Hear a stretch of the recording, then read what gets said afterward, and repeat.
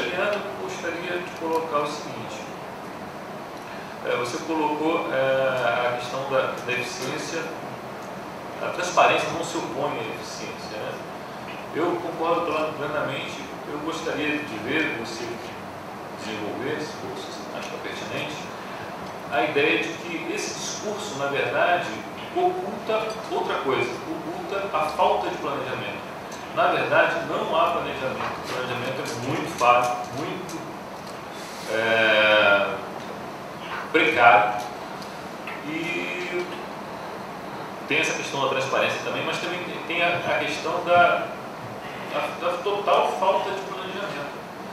Então, por não ter essa cultura, por não ter instituições, por não ter técnicos, não ter carreiras, né, preparadas, o planejamento é feito sempre de última hora, de maneira formal. Daí a dificuldade de quem quer acompanhar as políticas públicas olhando para os planos, para os orçamentos, porque lá diz uma coisa e o que é feito é outra coisa.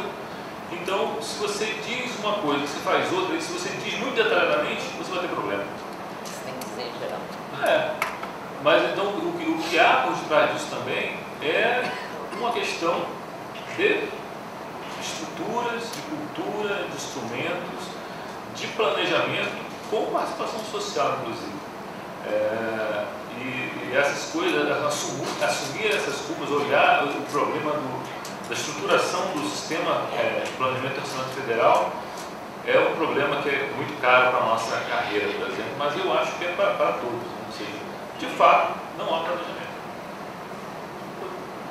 Fora uma outra exceção, certo? A regra geral é essa. Né? E claro, se você for contar a historinha detalhada, vai dar problema. Vai vir a sociedade, vai vir algo de problema, todo mundo sim. Mas o que está por detrás é a falta de planejamento. Para Eliana Graça, eu queria aumentar um pouco a sua provocação dessa concentração das ações orçamentárias. Eu acho que são um passo atrás gigantesco nos avanços que foram alcançados com a mini-reforma orçamentária de 98 e 99. Se a gente for pegar a estruturação do PPA, né, em paralelo com esse movimento, a gente vê que as ações dos programas, eles têm hoje caráter setorial e são meramente ou institucionais, né, ou institucional, e são meramente classificatórios dos gastos. Eles não representam de fato, não representam prioridades de fato. Se eu faço uma congregação de ações orçamentárias sem verificar o impacto ou o reflexo disso nas iniciativas dos programas que já são sem pé e sem cabeça, porque são setoriais, né? Só um exemplo, né? Quer dizer, eu tenho um programa de transporte rodoviário como se o meu problema fosse rodovia e não acessibilidade ou um corredor de exportação que pode ser intermodal em determinados trechos. Mas, quer dizer, se eu ainda ignoro esse corte que já está equivocado e congrego ações que a princípio teriam reflexo em várias iniciativas, a única coisa que eu estou fazendo é uma classificação orçamentária. Então, a gente, com isso, na verdade, nós deixamos de cumprir o mandamento constitucional de hierarquia material entre as normas. Não existe submissão do orçamento ao PPA. E isso, em parte, em virtude da morte anunciada do PPA, quando ele resolveu adotar uma taxonomia distinta do orçamento por razões que são levantadas e que elas não se sustentam a uma avaliação menos elaborada. Né? Bom, enfim, o que eu entendo que se tem como efeito final disso é que o instrumento se sobrepõe à realidade problematizada a transformar. Né? Esse talvez seja o grande problema que a gente tem no controle sobre a execução efetiva do orçamento. Tanto Eduardo quanto Otávio, eu não me senti desafiada, não, ou provocada. Para mim é um atentado à transparência, é um retrocesso essa questão, né? De colocar o orçamento mais difícil de ser entendido e percebido pelos próprios mortais, né? Agora, não pensava que fosse assim, não tinha tanta clareza de que era por essa falta de planejamento. Eu acho que nós temos uma dificuldade na administração pública histórica, né, com relação à questão do planejamento. É um momento que quiseram até acabar com essa palavra, né, não existir mais e tal, mas a dificuldade que a gente tem com o planejamento pela própria cultura da administração pública no país é bastante visível, devido inclusive a série de interferências que você tem dentro na hora da execução e dentro né, o planejamento vai por água abaixo quando alguém decide que tal coisa é mais importante que tal coisa e essa pessoa tem poder e pronto, acabou. Então, quer dizer, todo aquilo que foi dito e acho que a modificação no PPA ela vai nessa direção, quer dizer, também de tornar o PPA uma pesca de menos importante. Eu, há uns tempos atrás, eu vi que dentro do próprio Ministério do Planejamento, que a LPO também não se vê para nada, que ela não devia existir, de por pessoas que trabalhavam aqui, numa reunião que eu estava. Quer dizer, enfim, eu acho que a morte anunciada, como você coloca, do PPA, é uma coisa que não surpreende, porque a forma como ele é elaborado e o conteúdo que ele tem é um conteúdo que não dá uma prioridade realmente política. Se a gente for olhar naquilo que está previsto na teoria de que o PPA é quando o governante que foi eleito com um programa chega e coloca seu programa, que foi o programa vencedor, né? Em prática, ele fica muito longe disso, né? De ser isso.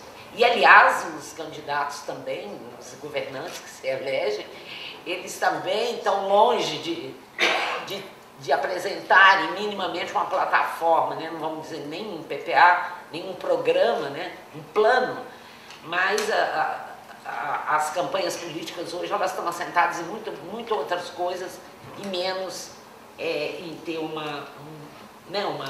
norte, uma defesa de uma proposta, né? de governo, se eleito for, né? O que vão fazer. Então, eu acho muito interessante as colocações que vocês fizeram, acho que é um objetivo a gente refletir mais sobre isso, pensar mais o né, a própria nossa ação, né, com relação às ações do Estado e a própria administração pública, como ela se coloca. Eu acho que a gente tem que estar fazendo esse tipo de reflexão. E eu queria só dar uma esclarecida ao Daniel. Eu não sei se ele estava se referindo na minha fala, quando ele falou na questão do veto à LDO. Eu acho que, né, o direito a veto tá aí, está colocado, ninguém questiona. Aliás, tem gente que questiona, o Congresso Nacional pode questionar, né, o veto, mas nós estamos longe ainda disso. Agora, quando eu digo que me causou surpresa, eu acho que causou surpresa exatamente pelo diálogo que estava havendo, né, tanto com o Congresso Nacional quanto com o governo. E acho que concordamos, quer dizer, o veto aconteceu porque nós não conseguimos criar um consenso suficiente para que isso aconteça. E aí eu vou numa questão que eu tinha até colocado aqui na minha fala, mas não deu tempo de falar.